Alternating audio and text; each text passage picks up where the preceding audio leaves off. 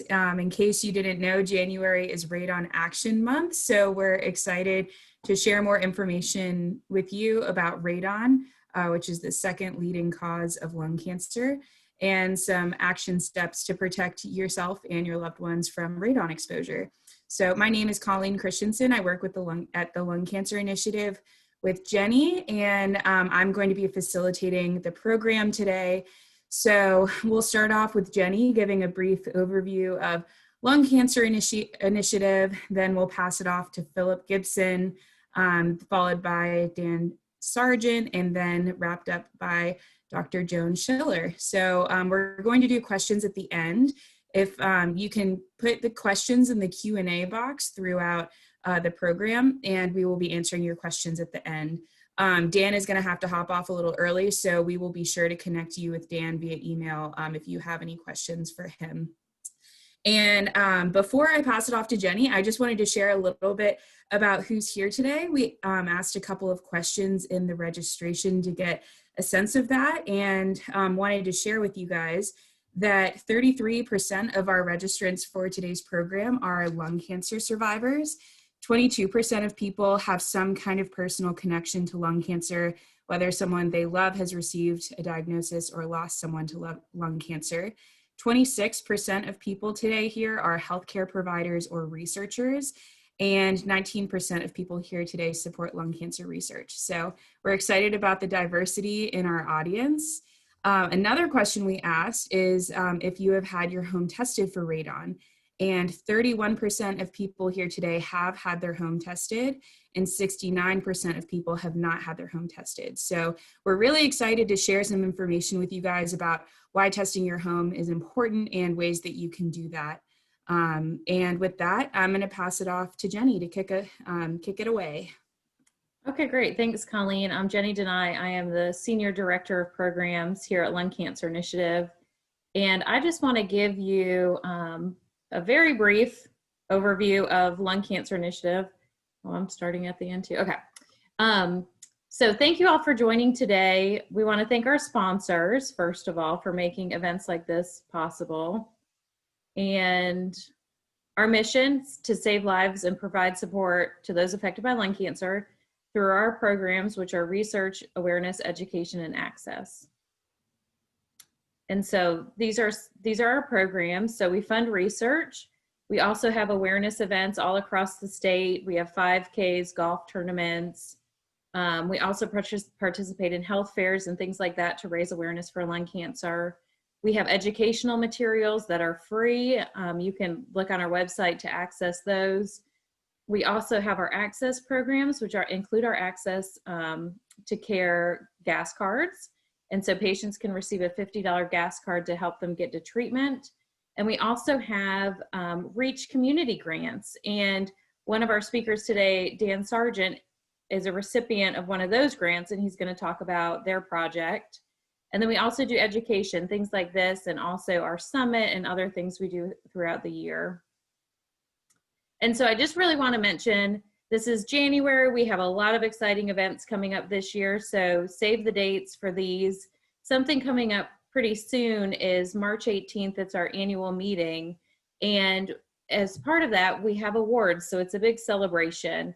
Our awards nominations are open right now. So if you'd like to nominate anyone who has impacted your life or the life of a lung cancer survivor or the lung cancer community in general, please nominate them. I think nominations are open until mid-February, so we're excited about that. And our Advocacy Summit that I mentioned, that is May 21st and 22nd. That will be virtual. The annual meeting is virtual. We're hoping to get back to live events by the end of the year.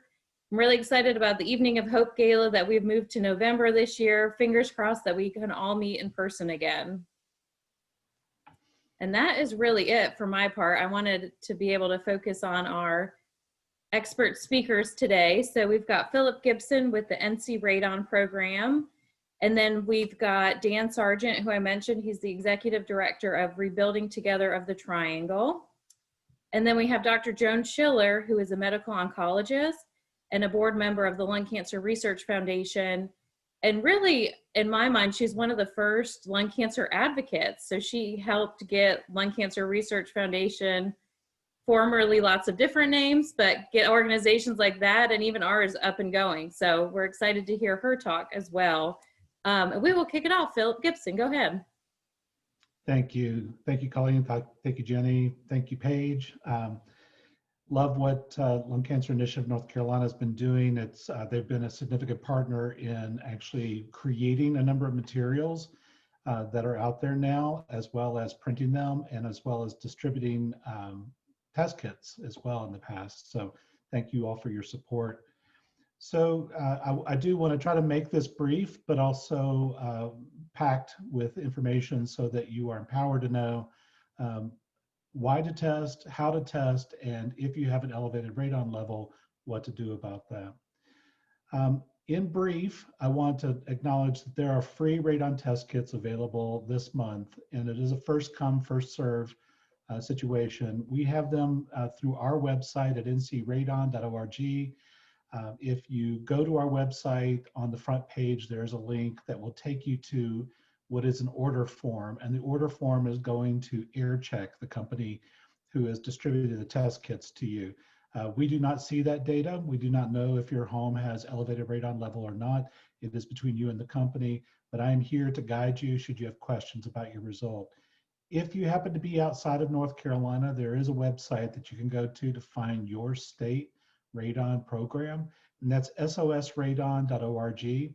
And if you just go to that URL or that website, they then have a search mechanism to find your state, and then you can go to your state website and order a free test kit as well. It's the same situation. We all have a limited number of test kits, and it's a first come, first serve situation.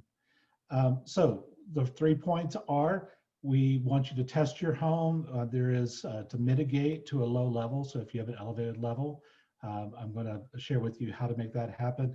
And then really important to know that even if you have a low level in this first test, if you are a first-time tester or a experienced tester of your home, everyone recommends that you test your home every 2 years, because uranium is decaying. That's the release of radioactive particles. And certainly over time, you could have more decay, less decay, or it could stay the same. So the level could go up, it could go down, or stay the same. This is the test kit that you would receive if you ordered one. It's simply a cardboard pouch. We just recommend that you follow the instructions. They're very easy to follow. There's information to fill out on the pouch itself, and it is already postage paid. The analysis is paid, so it's totally free. It's going to come to you free. You utilize it, you send it in, and you're going to get free results back. If you do have an elevated level from this first test, what we recommend is that you follow it up with a second test, and they cost around $15 if you buy them retail. So what increases your risk for radon-induced lung cancer? Well, it's the level that's in your home, and it is the length of time in which you're exposed to that level, whatever that level is. And the third variable that increases your risk is whether you've ever smoked 100 cigarettes or more in your life. So being an ever smoker versus a never smoker. Even if you quit when you were an adolescent or whenever you smoked, still after that many years, you're still regarded as an ever smoker. So it's really important to note. So what is radon? Radon is an alpha particle. It's the weaker of the 3 radioactive particles. So you have gamma, beta, and alpha. Alpha is so weak that it can't penetrate your skin. The way that it gets into your body is by inhaling it. And when that radioactive particle comes in contact with the tissue, the lining of your lung, there's enough absorption rate that's going on within your lung. It's trying to draw in oxygen, that radioactive particle could damage the DNA structure within the tissue and the lining of your lung.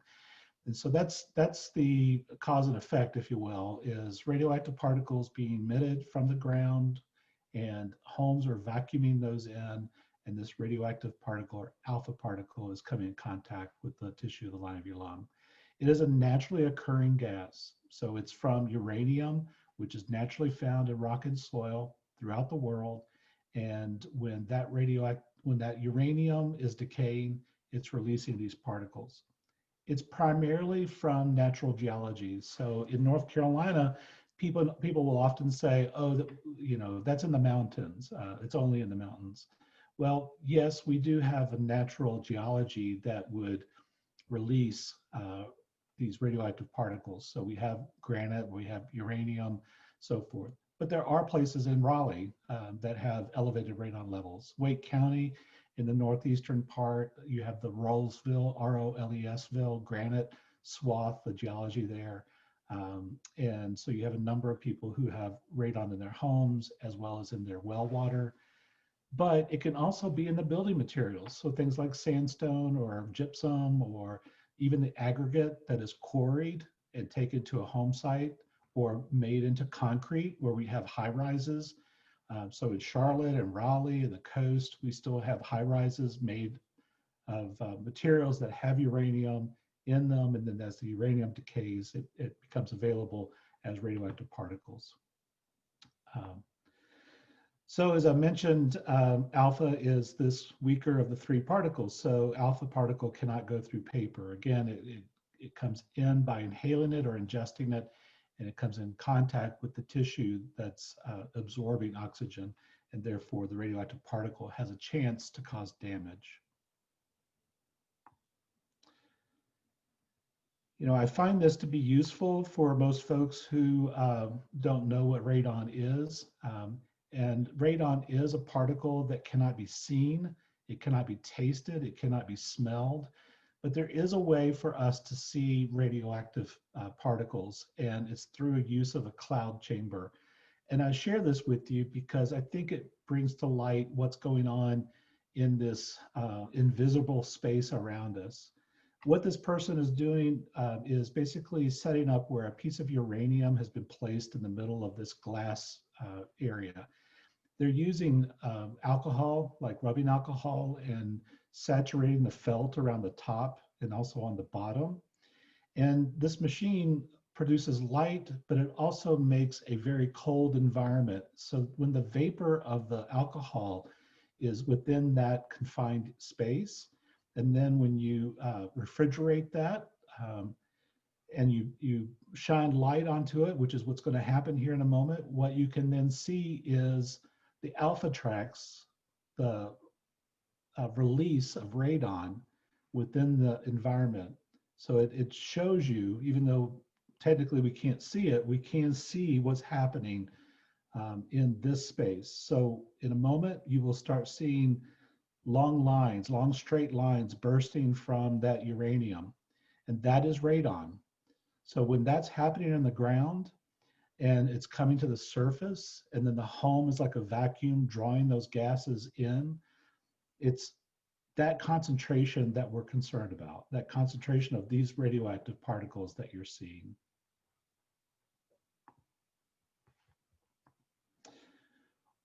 We know that 1 in 15 homes in the United States has an elevated radon level.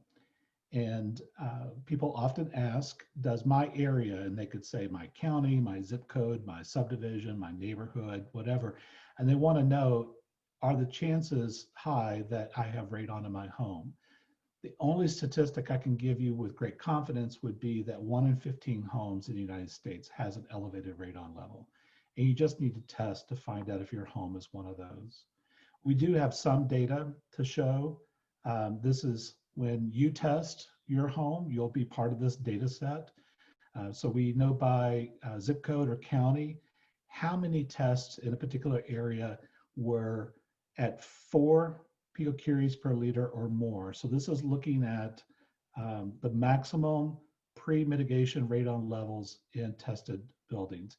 So we know that in all these areas where it's red, there's been at least one test that's been in exceedance or at 4 picocuries per liter, which is actually the trigger when we say we strongly recommend that you mitigate or lower the level in your home. And of course, the United States map is off on the other side.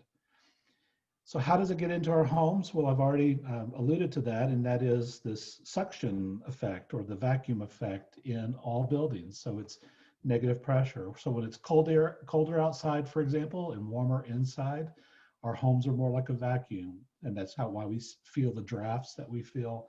So it's pulling in gases of all sorts, and even strong winds. If you have a wind that's pushing against a building, it actually helps the building become a vacuum and draw gases in. We also have these pathways that allow the radon to come in at a faster rate. So we try to minimize or slow down what's coming into our homes by filling in cracks and crevices, or the joints where the wall and the floors come together. Or maybe it's where the plumbing and the electrical are, piped into our homes, and there's voids around those pipes, and we need to close those in or fill those in. It can come from our well water. So we first say test your air level. If you have an elevated air level in your home, radon level, and you're on a private well, then the question would be, is the elevated air level in my home coming from radon from our well water? So you would want to test your well water. Again, it's only for private well owners. You test your well water to find out if that might be the source, that when you are doing your wash in your washing machine or your dishwasher, or turning on the shower or sink, you're releasing gases into your home. And that may be the pathway that's increasing your air level. So there is no acceptable level, or there's no safe level of radon. Acceptable is only what you regarded as a homeowner or the person living in that environment find to be acceptable. So it's based off of risk. We all take risks of all sorts every day in our life, what we eat, what we drive, how we live our lives. And this is no exception. So we need to, because there are no laws, rules, or regulations in North Carolina about radon, we're trying to empower you to know what is your risk so that you can determine what that acceptable level is. We make the recommendation that if the level is 4 or more, we strongly recommend that you lower your level. But we also recognize that levels below 4 also have risk. So even at 2 picocuries per liter for a never smoker, 4 out of 1,000, which is a high risk, 4 out of 1,000 may get lung cancer. Then if you look at ever smokers, let me go back and show you 4 picocuries per liter, which is the catalyst or trigger when we make a strong recommendation. And that is at 4, we say 7 out of 1,000 could get lung cancer. And then an ever smoker, if you've smoked 100 cigarettes ever in your life, then your risk goes to 62 out of 1,000. You go back, it's common to see 8 and 10 picocuries per liter in a home. So at 8, you're looking at 15 as a never smoker, and 18 for a 10 picocurie per liter, but it jumps to 120 or 150 for those levels as an ever smoker. We know that there are people who, there's been certainly research, and those of you all that are researchers within lung cancer or cancer in general know this far better than I do, and that is there may be some predisposition or genetic circumstances that make people more susceptible to cancers, and certainly that falls in line with the research around radon as well. Any home can have an elevated radon level. There is misinformation where people think that they need a home with a basement in order to have an elevated radon level. I've already mentioned high rises, so condominium buildings. You could be on the 8th floor and have an elevated radon level. It could be a new home, an old home, even mobile homes with skirting around the base of the home can have an elevated level. If there was no skirting, then the wind would go through, right, that open space and dilute whatever is being coming from the ground. So you should be able to test and feel confident about the test result in testing any time in the year. Certainly we recommend that you test during the winter time if you're just simply testing your home. And the reason is because it's easy to keep a closed home condition. So your doors and your windows generally stay shut all the time during the winter. And during the summer, people oftentimes open their doors and windows in order to stay cool. So we say test during the winter because you have a closed home condition, which is the environment or the condition in which you should be testing your home for radon. Again, I've mentioned testing every 2 years. We do recommend that you test with a or hire a certified radon professional to do the measurement of your home.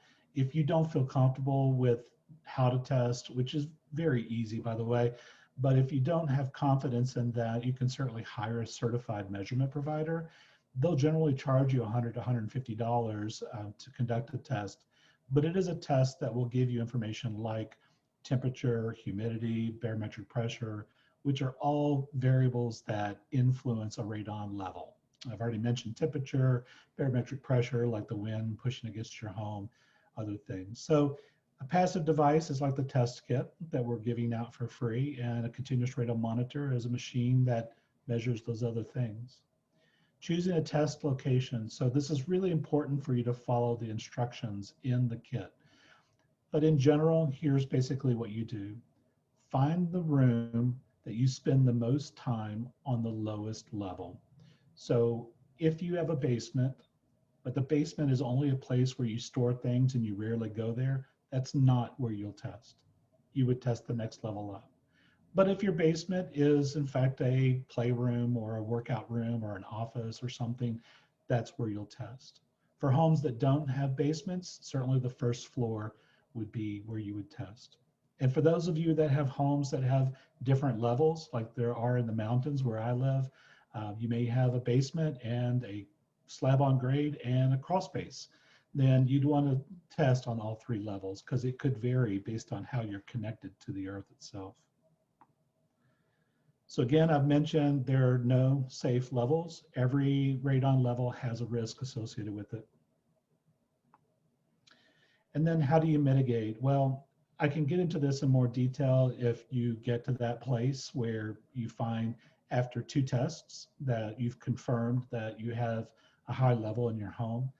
But in general, just to say, it's basically creating a suction system that draws the gas out from underneath your home, whether it be a crawl space or a basement or a slab on grade or some other makeup.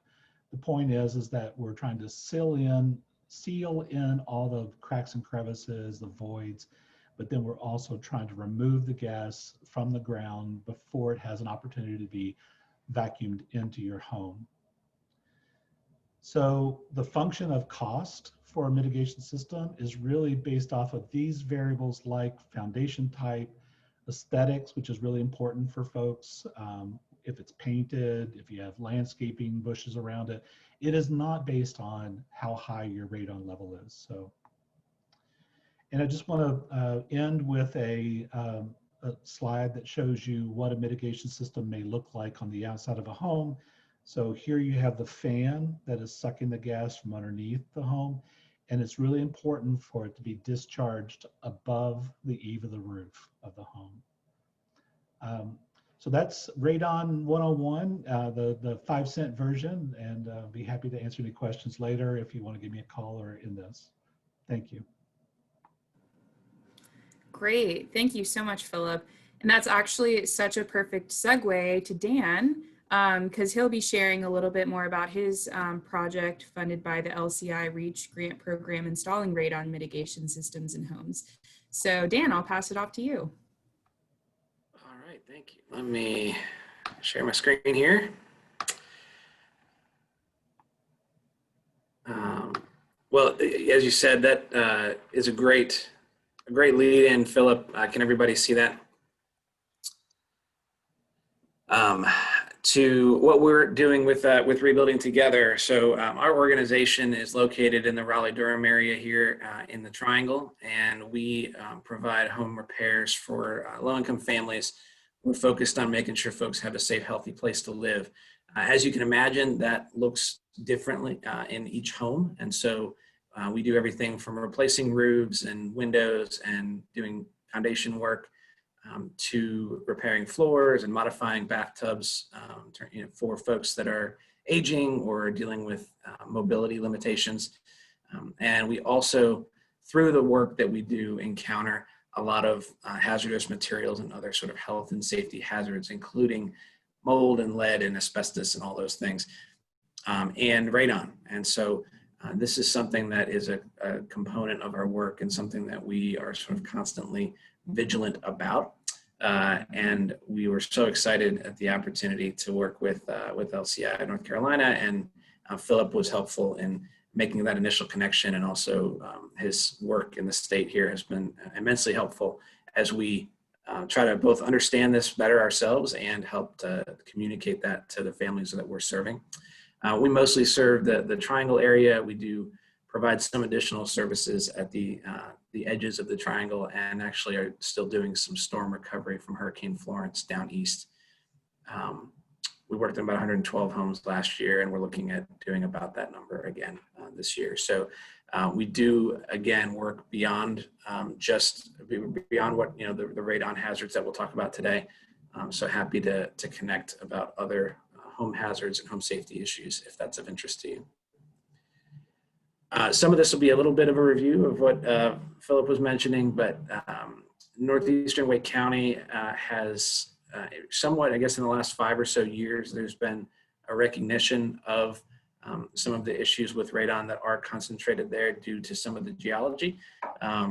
As Philip said, radon can be anywhere and is anywhere, and so it's not isolated to a specific area, but there has been a concentration of homes that they have found specifically with contamination or radon in the water systems, in the septics, in this sort of northeastern section of Wake County.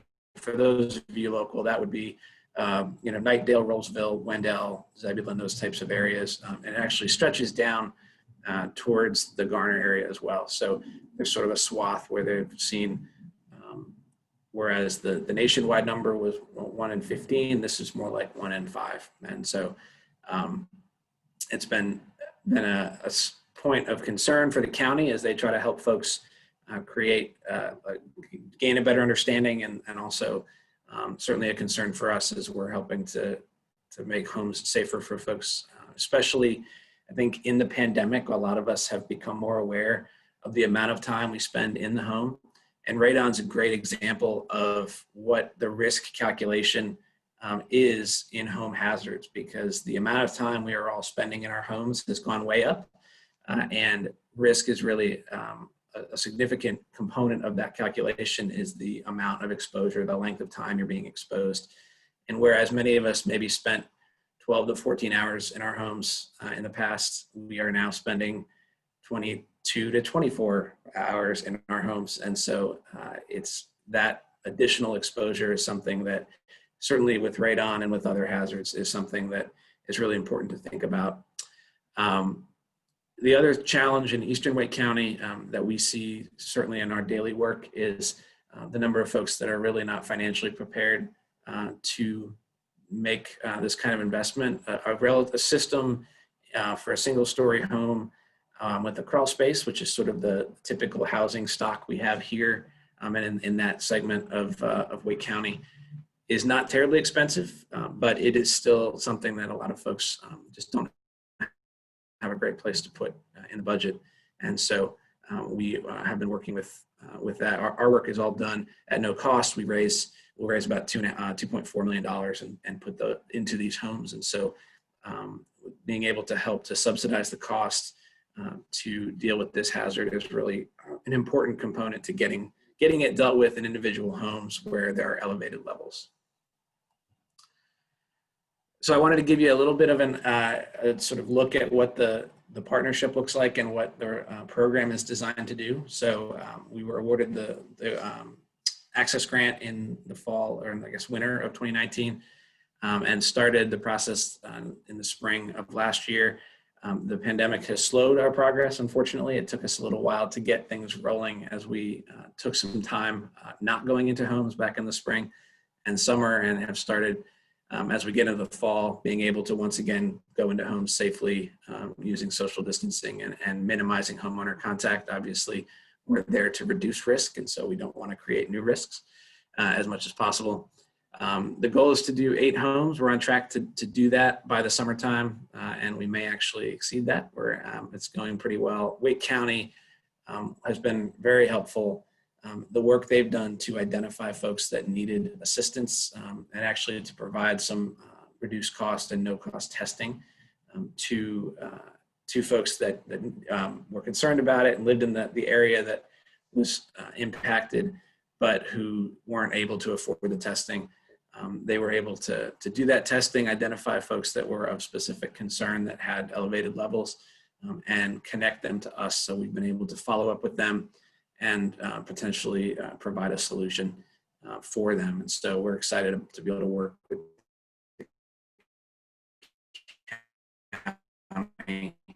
in folks that are to connect the resources that LCI has put together to help address those concerns. So each family does get sort of pre and post intervention, spelling issue last night, but they do get the pre and post testing and installation of a system. And the other thing that we have been doing each house as we sort of evaluate on a one-off basis is the spot ventilation in the kitchen and bathroom. That ventilation, your bath fan or your range hood in your kitchen fulfill a lot of important functions in terms of making your home work effectively. One of the things that I learned through the process of this grant is sort of how radon works when it comes into the home in the water.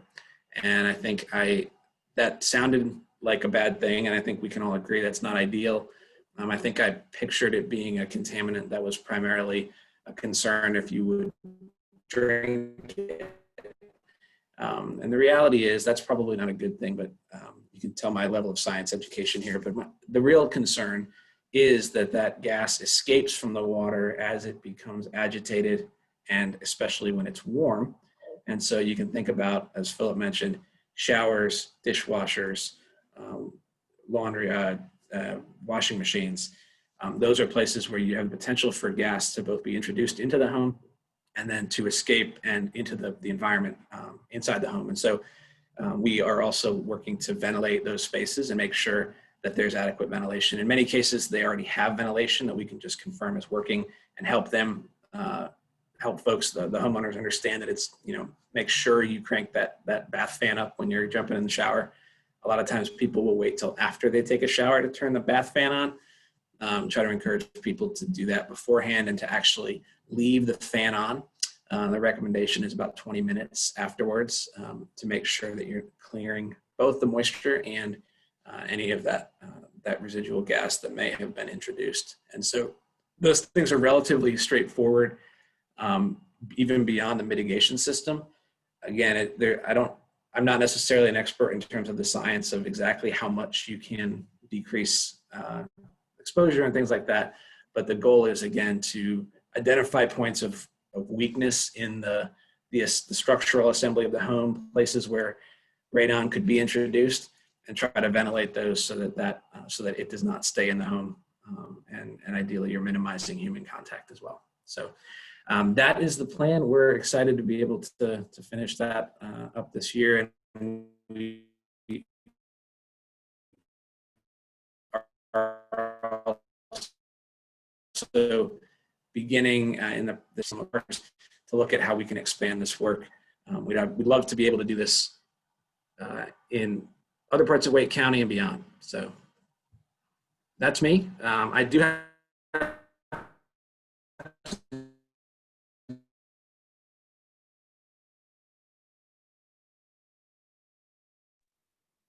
jump off about 10 till 1.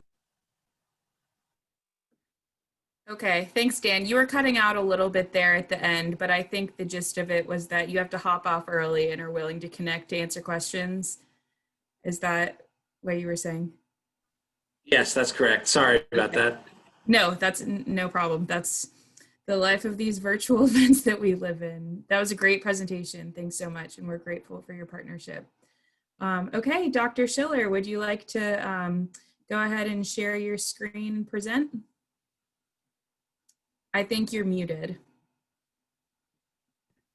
Yes, I would like to share my screen here. How's that? Great. Okay, let me just do one more thing here. Okay, well, hello everybody.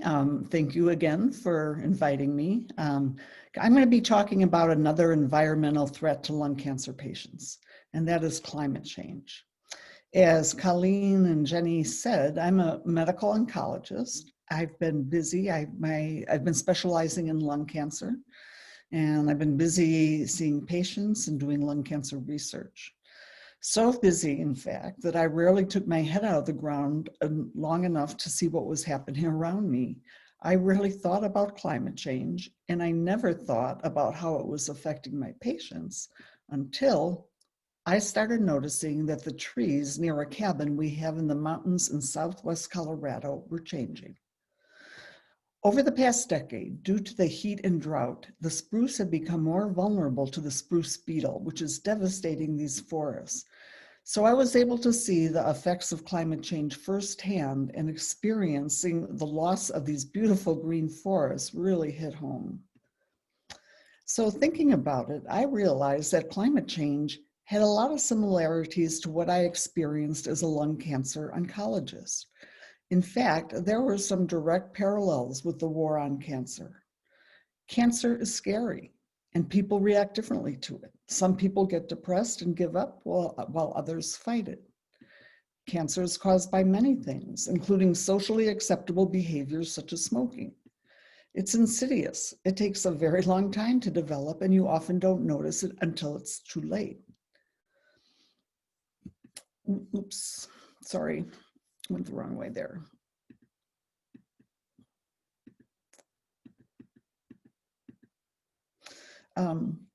And there's an overwhelming amount of information out there. Cancer can metastasize, it can spread to different areas of the body and cause consequences elsewhere. But with time and effort, society shifted smoking from being cool to not cool. Now, as I started learning more about climate change, I realized that many of the challenges we're facing with are very similar to those challenges we face with smoking and lung cancer. It can be scary. It can be so overwhelming that some people don't even try to fight it. It's caused by many things, including socially acceptable behaviors such as driving cars and operating coal plants. It has consequences. And it's insidious. It takes a long time to develop, and you often don't notice it till it's too late. There's an overwhelming amount of information out there. And it had, like I said, climate change has far-reaching and unintended consequences. But with time and effort, just as society was able to shift from the view of smoking being cool to not cool, society as a whole will have to agree that some of our current behaviors are not so cool either. And since most people can't see the effects of climate change firsthand, like I was able to do with the forests around our cabin, asking people to change for something they can't immediately see is hard. So what is climate change? Now, I know most of you know this, but just to make sure we're all on the same wavelength, so to speak, as you know, usually much of the solar energy from the sun gets reflected back into space. However, some of it gets reflected back into space as infrared radiation. And greenhouse gases, such as methane, carbon dioxide, and nitrous oxide, trap infrared radiation and reflect it back to Earth, thus warming the planet. And where are these greenhouse gases coming from? From the burning of fossil fuels. Now, there's a very strong consensus among climate scientists around global warming. In fact, 97% of climate scientists agree that it's real, that it's caused by increased greenhouse gases, and that human activity is causing almost all of the increase. So this is a normal chest x-ray. For those of you who don't know chest x-rays, you can see the ribs, you can see the spine, that white blob in the middle, right in through here is the heart. And this is a chest x-ray with lung cancer. If that was a chest x-ray of either yours or someone you love, and 97% of the doctors you went to all agreed it was cancer, would you really believe the other 3%? So what are some of the direct effects of climate change? This is a schematic showing 4 of the main consequences of climate change: rising temperatures, more extreme weather, rising sea levels, and increasing carbon dioxide levels. And these, in turn, cause a number of things which are harmful to our health, such as severe weather, air pollution, certain diseases, increased allergies, effects on water and food supplies and quality, access to care, effects on the environment, and extreme heat. Now, that's a lot to go through, and so we're going to focus, and since we're talking about cancer, I'm going to focus on air pollution and access to care. So let's start with air pollution. One of the major pollutants associated with air pollution is particulate matter, or PM.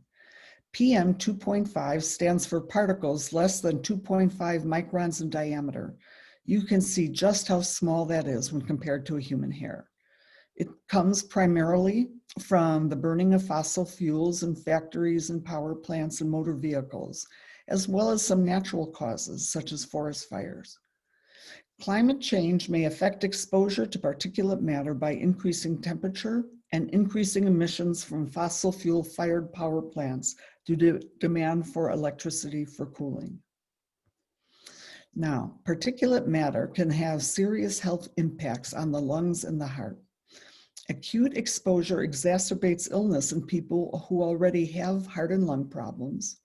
It increases hospitalizations and causes deaths from cardiovascular and respiratory diseases and lung cancer. And as anyone who knows anything about lung cancer, that's a very scary thought.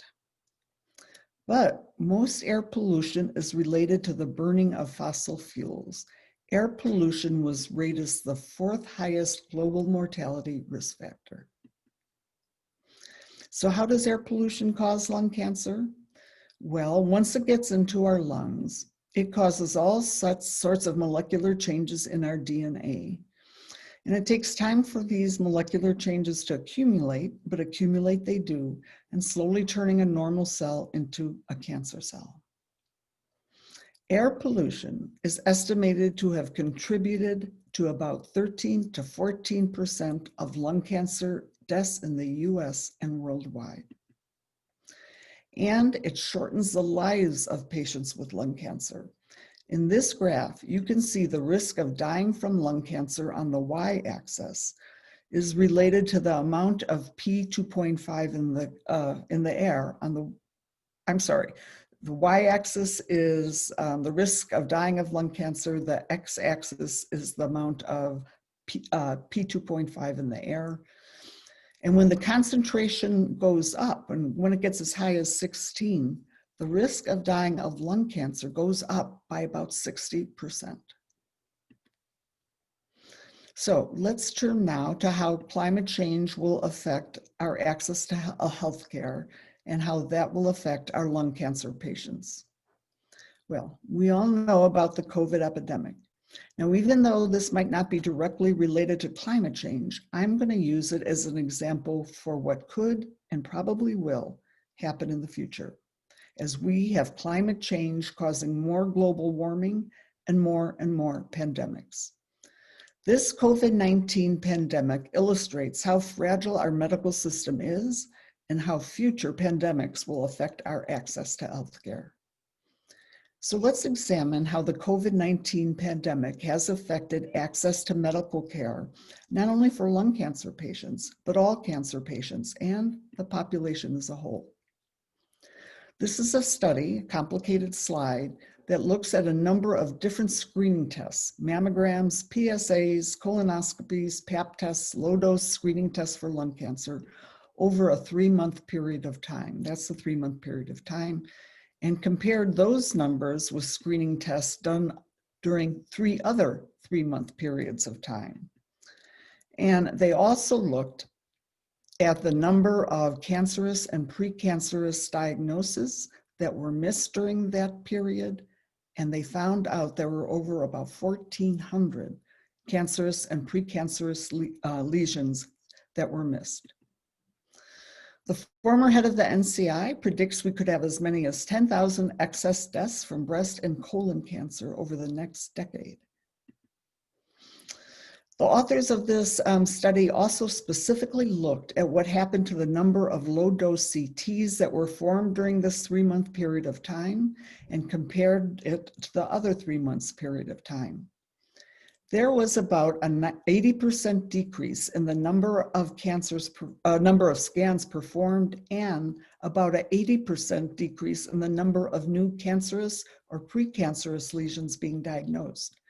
Now, that wasn't because the pandemic was curing lung cancer, but because these lesions weren't being detected, even though they were still there.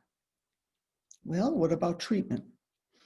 Well, in this study, 57% of lung cancer patients had at least one change in treatment. And it's not just treatment delays for advanced disease patients. This was a study that looked at over 1,900 patients who were undergoing definitive thoracic radiation therapy for stage 3 lung cancer when hurricanes hit their neighborhoods, and compared that number with the outcomes of about 129,000 patients also undergoing radiation therapy, but in non-hurricane weather. And look at the difference in outcomes. It took patients in the hurricane-hit areas much longer to complete their radiation than those who were not in the hurricane-treated areas. This was due to disruption of service, inability to get a treatment facilities, blackouts, etc. And the survival of these patients was 11 to 19% lower in those areas, in hurricane disaster areas, compared to those who were not. And if the hurricane disaster lasted long enough, a long time, 27 days, survival rate was 27% lower. And what about the outcomes of coronavirus and lung cancer patients? Well, just like in the general public, these outcomes were worse if the patients were older, smokers, had COPD or hypertension. Surprisingly, thoracic radiation therapy, thoracic surgery, or chemotherapy within 3 weeks was not associated with worse outcomes. But once infected, lung cancer patients were twice as likely to have a severe or critical COVID-19 event. Now, one of the things that we've learned is that catastrophes such as the COVID-19 pandemic puts a huge strain on our medical system. I mean, who can forget these headlines? The lack of protective equipment, shortage of ICU beds, not enough ventilators. And of course, we can't forget the stress and burnout on our medical personnel, which includes not just doctors and nurses, but respiratory therapists, pharmacists, laboratory technicians, morticians, dietitians, and so forth. Supply chains. Now, there's an old saying that lieutenants think strategy.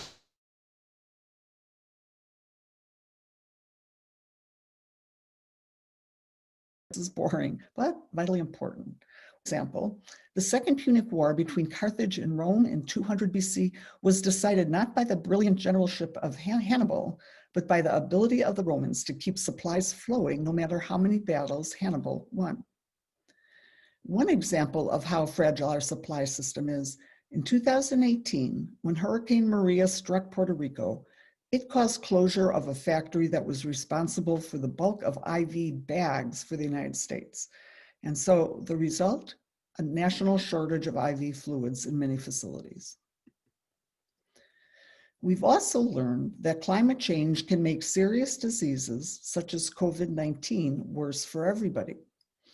And even, for example, a recent study showed that even a small increase in long-term exposure to PM 2.5 was associated with a large increase in COVID-19 death rates. And catastrophic events caused by climate change, hurricanes, forest fires, floods, droughts, can also impact access to care. I mean, there was no access to medical care in 2005 when the infamous Hurricane Katrina hit New Orleans. More than 700 people died. Even patients in hospitals and nursing homes died because of lack of care or equipment or supplies. And as climate change brings on more intense and frequent severe weather events, we're going to see more and more of our infrastructure affected. Power lines, phones, roads, bridges that will impact our ability to access medical care. And in addition, these events can damage chemical plants like happened in Houston, and oil refineries and Superfund sites, all of which increase the risk of exposure to carcinogens. So what else have we learned about COVID-19 and catastrophic weather events? That a rapid, coordinated global action is needed and is significantly more effective than uncoordinated responses, and whether we're talking about ventilator procurement or reducing reliance on fossil fuels. And if we don't control climate change, the CDC says that climate change will lead to mass migration and international conflict as environments become more and more unlivable. For example, the Syrian refugee crisis was caused by 5 million refugees leaving the country due to a war which was catalyzed by a severe drought. Now, needless to say, chaos and conflict will not be good for healthcare. So, what can we do to mitigate the effects of climate change on current and future cancer patients? Well, we have to have cleaner air to prevent people from getting lung cancer, to prevent suffering or to reduce the suffering of lung cancer patients, and to help prevent some of the weather emergency and pandemics that put such a strain on our health system. And the way to get cleaner air is by using cleaner energy and significantly lowering the burning of fossil fuels. But that's the talk for another day. So thank you for your attention. Wonderful. Thank you so much, Dr. Schiller. That was a great presentation and a different perspective on another environmental risk factor for lung cancer. So we have a few minutes here for Q&A. I encourage anyone logged on, if you have a question that you haven't submitted, please go ahead and do that while we still have a few minutes. There was one question that was directed at Philip that you answered in the Q&A box, but I'd love for you to answer for everyone else logged on. And the question was how to test your well water for radon. And if you don't mind, would you explain why testing well water is the only kind of water testing that is necessary for radon exposure?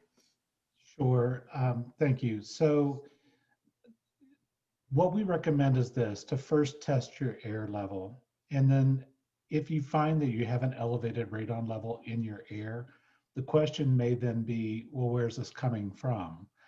It could come from the ground. It could come from the tap. And as Dan was even explaining, when the wash or your dishwasher, when water is being released, if you will, into the home, well, into those machines, but nonetheless into your home, then you may also be releasing gas or radon gas into your home. So that may be the source of the elevated air level. And a way to, and the question was, how do you test for radon in water? So if you get to that point where you say, okay, my air level is elevated and I want to know if it's coming from my well water, then there's a simple test, which is 2 empty vials. That it's really not the vials that you're paying the $40 towards, you're paying towards the analysis. But nonetheless, it is 2 empty vials that are provided, and then you capture a water sample in each of those and then mail them back to the laboratory for them to analyze. I would recommend that if you do that kind of work for yourself, that is, to watch the video that Wake County Environmental, which is mentioned several times now, they have an excellent video on how to actually capture the water in the vials. It may sound simple, but it's really, the objective is to ensure that there are no air bubbles whatsoever in each of the vials. Because if there are, then the radon could escape into that bubble. And then when it's opened at the lab, the radon will spin off or be released. Now, why only private well water? When water comes to you from a municipal source, it oftentimes, or probably all the time, is in an open storage unit of some sort, and it is exposed to the outdoor air, allowing, much like that bubble effect, it's allowing the radon to be released into the air. So it's being agitated probably at the municipal facility along with the openness of it.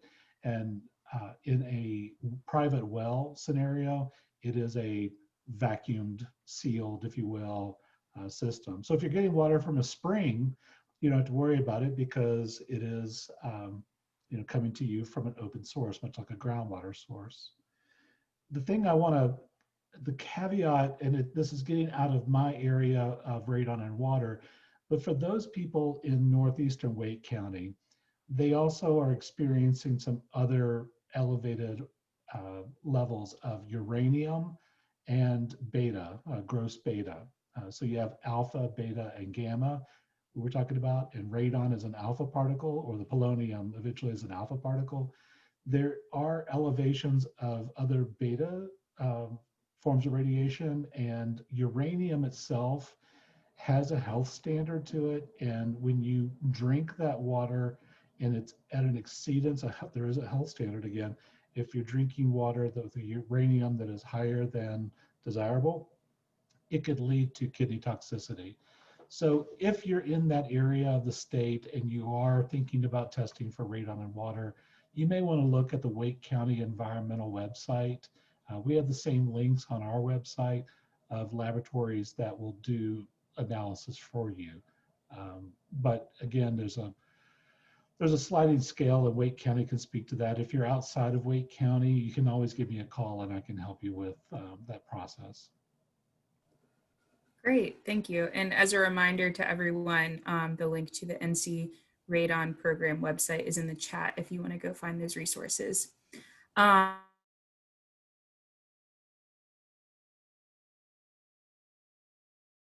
For you, talking about the fragility of our healthcare system and how we've seen that really in the limelight with the pandemic. And from your perspective as a clinician, do you see any, potential solutions or paths forward to strengthening our healthcare system to be more prepared for future natural disasters and times when we'll see this strain again?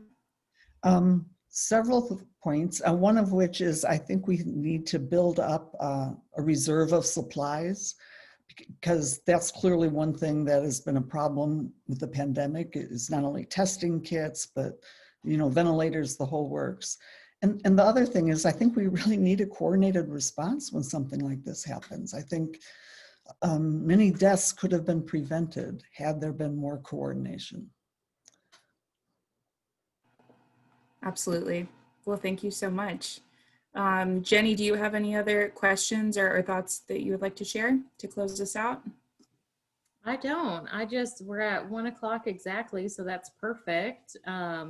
I thank you both for your time. And Dr. Schiller, I think we need a part 2 to know, what are things that we can do. And that was just eye-opening for me. So sure, be happy to. Yeah. So that's it. That's all I've got. All right. Thank well, you. Great. Thanks everyone for joining us. This was a recorded session, so we'll be sharing it on our YouTube channel so it can continue to be a resource for you all. And please share it with family and friends that may need their home tested for radon or are interested in hearing more about climate change and lung cancer. Bye, everyone. Thanks, everyone. Thank you. Bye.